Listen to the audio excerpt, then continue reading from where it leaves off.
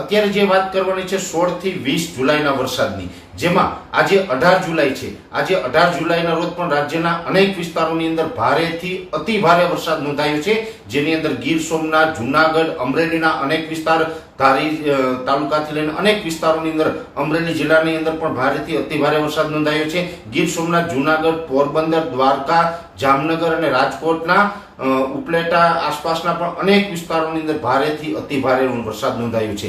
અમુક ગ્રામ્ય વિસ્તારોની અંદર આજે 10 ઇંચ કરતા પણ વધારે વરસાદ નોંધાયો છે, જે અમે ઘણા સમયથી આપને જણાવતા હતા કે 10 ઇંચ ઉપર એટલે કે ડબલ આંકડાની અંદર વરસાદ જોવા મળશે.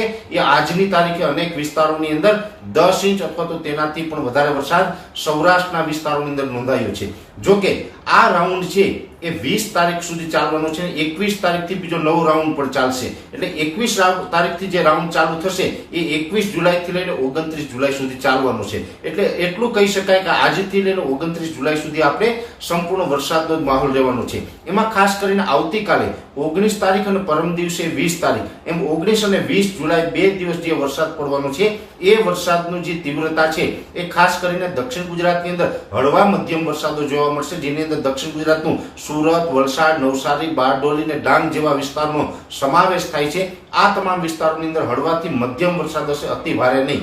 ખાસ કરીને અતિ ભારે વરસાદની જે શક્યતાઓ 19 ને 20 તારીખે છે, તેની અંદર ગીર સોમનાથ, જુનાગઢ, પોરબંદર, દ્વારકા, જામનગર અને કચ્છના દરિયાઈ કાંઠાના ભાગો છે, એ તમામ વિસ્તારોની અંદર અતિ ભારે વરસાદ નોંધાઈ શકે છે. એ વિસ્તારોને બાદ કરતા અન્ય વિસ્તારો છે, એટલે કે કચ્છનો વિસ્તાર છે, કચ્છનો જે પૂર્વ સાઈડનો વિસ્તાર છે, રાપર તાલુકા સાઈડનો વિસ્તાર છે, એમાં આવનારા 2 દિવસ સુધી હજુ કોઈ સારો વરસાદ થાય તેવી શક્યતાઓ દેખાતી નથી. હા, રાપર તાલુકાની અંદર કદાચ હળવા સામાન્ય વરસાદો પડે એ વાત અપવાદ રહેશે. સારો વરસાદ 19 ને 20 તારીખે 2 દિવસની શક્યતા નથી. 21-22 તારીખથી ત્યાં રાપર તાલુકામાં પણ સારા વરસાદની શક્યતાઓ રહેલી છે. સૌરાષ્ટ્રના બીજા વિસ્તારની વાત કરવા જઈએ તો મોરબી, સુરેન્દ્રનગર, દ્વારકા, બોટાદ અને ભાવનગરના જે અમુક વિસ્તારો છે, એ વિસ્તારોની અંદર પણ મધ્યમ વરસાદો જોવા મળે અને છૂટાછવાયા વિસ્તારોની અંદર ત્યાં વરસાદો નોંધાય. ત્યાં અતિ ભારે વરસાદ છે એ આવનારા 2 દિવસની પણ આવનારા 2 દિવસ બાદ આ તમામ વિસ્તારોની અંદર પણ અતિ ભારે અને સારા વરસાદો નોંધાઈ શકે છે.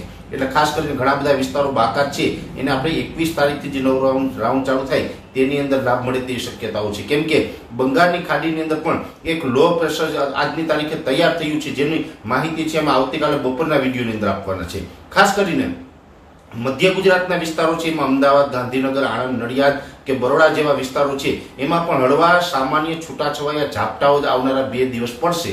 એ પછી 21-22 તારીખથી ત્યાં સારા વરસાદો નોંધાઈ શકે છે. એવી જ રીતે ઉત્તર ગુજરાતના મોટા ભાગના વિસ્તારો એવા છે કે હજી વરસાદમાં બાકાત છે, જેમાં વાવ, થરાદ હોય, સુઈગામ હોય, અનેક વિસ્તારો એવા છે કે જ્યાં હજુ પણ કોઈ સારો વરસાદ નોંધાયો નથી, જેમાં સાબરકાંઠા, બનાસકાંઠા, પાટણ અને મહેસાણા ચારેય જિલ્લાનો સમાવેશ થાય છે. અને આ ચારેય જિલ્લાની અંદર 19 અને 20 જુલાઈ 2 દિવસ સુધી કોઈ મોટો વરસાદ પડે તેવી અમે શક્યતાઓ માનતા નથી. હા, એક ચોક્કસથી વાત છે, 21-22 તારીખથી જે નવું રાઉન્ડ વરસાદનો આવી રહ્યો છે, નવું સેશન છે, એની અંદર એમાં અપેક્ષા રાખી શકાય છે. અને એ વિસ્તારોમાં પણ આવતીકાલે બપોરની વિડીયોની અંદર અમે ખાસ માહિતી આપવાના છે કે કયા વિસ્તારમાં કેટલો વરસાદ પડી શકશે. એટલે ઓલ ઓવર જોવા જઈએ તો રાજ્યના તમામ વિસ્તારોની અંદર હળવા છૂટાછવાયા સામાન્ય વરસાદો છે એ આવનારા 2 દિવસ એટલે કે 19 ને 20 તારીખ દરમિયાન નોંધાય. ખાસ કરીને વધારે તીવ્રતા રહેવાની છે એ સૌરાષ્ટ્ર અને કચ્છના દરિયાઈ કાંઠાના જે જિલ્લા છે એ જિલ્લાની અંદર વધારે તીવ્રતા જોવા મળશે.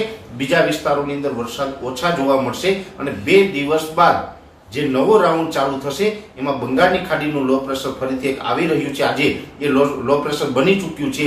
એ લો પ્રેશરનો જે ટ્રેક છે એ ટ્રેક કયા વિસ્તાર ઉપરથી પસાર થશે એની સંપૂર્ણ માહિતી આવતીકાલના બપોરના વિડીયોની અંદર આપવામાં આવશે. ને ગઈકાલે 17 તારીખના રોજ શું કામ વરસાદ નહોતો પડ્યો એની પણ માહિતી આવતીકાલના વિડીયોની અંદર બપોરે આપવામાં આવશે. ખાસ કે જે આજની તારીખે એટલે કે 18 જુલાઈ 2024ના રોજ જે વિસ્તારોની અંદર વરસાદ પડ્યો છે ત્યાં ભયંકર અને ભારેથી અતિ ભારે વરસાદ નોંધાયો છે. હું ફરીથી આપને કહું કે ઘણા સમયથી અમને જે ડર હતો એવો વરસાદ આજે સૌરાષ્ટ્રના દરિયાઈ કાંઠાના અનેક જિલ્લાઓની અંદર આજે જોવા મળ્યો છે. અને હજુ પણ આવનારા 2 દિવસ સુધી સૌરાષ્ટ્રના દરિયાઈ કાંઠાના આ તમામ વિસ્તારોની અંદર ભારેથી અતિ ભારે વરસાદ છે નોંધાશે.